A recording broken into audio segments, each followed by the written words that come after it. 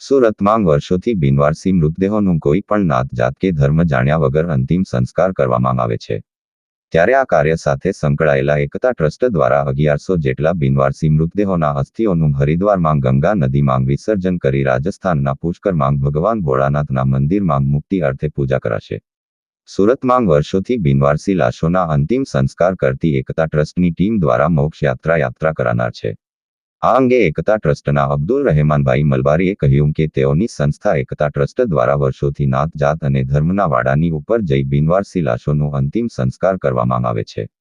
ત્યારે આ વર્ષે 1100 જેટલી બિનવારસી લાશોની અસ્થિઓનું ગંગામાં હરિદ્વાર જઈ વિસર્જન કરાનાર છે। સુરતમાં એકતા ટ્રસ્ટ છેલ્લા 35 વર્ષથી બિનવારસી મૃતદેહોનો નિકાલ કરવાનું કામ કરે છે। આપને ખ્યાલ હોય તો એ 35 વર્ષથી લગાતાર આ શહેરની અંદર કોઈ પણ જગ્યાએ કોઈ પણ બોડી કે લાશ મળતી હોય તો એના અંતિમ સંસ્કાર એના ધર્મના રીતિ રિવાજ મુજબ કરતા હોય છે। આજરોજ 1100 મૃતદેહોની અસ્થિઓ વિસર્જિત કરવા માટે તેઓ હરિદ્વાર અને પુષ્કર જઈ રહ્યા છે અને ધાર્મિક વિધિ મુજબ એ એમનો ત્યાં કને આ પ્રસંગ પૂરો પાડશે।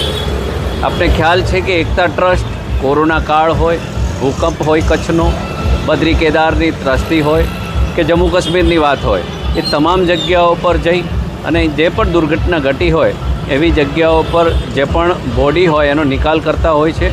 એટલે ખૂબ ઉમદા કામ એકતા ટ્રસ્ટની તમામ ટીમ કરી રહી છે।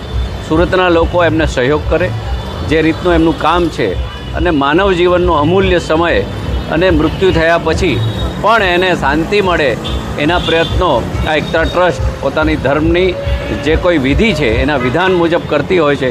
એ ખરેખર આનંદનો વિષય એટલા માટે કહેવાય કે આ માનવની છેલ્લી જરૂરિયાત હોય છે અને આપણે બધાએ એમાં કંઈ ને કંઈ ફૂલ નહીં તો ફૂલની પાંખડીનો સહયોગ ચોક્કસ આપવો જોઈએ।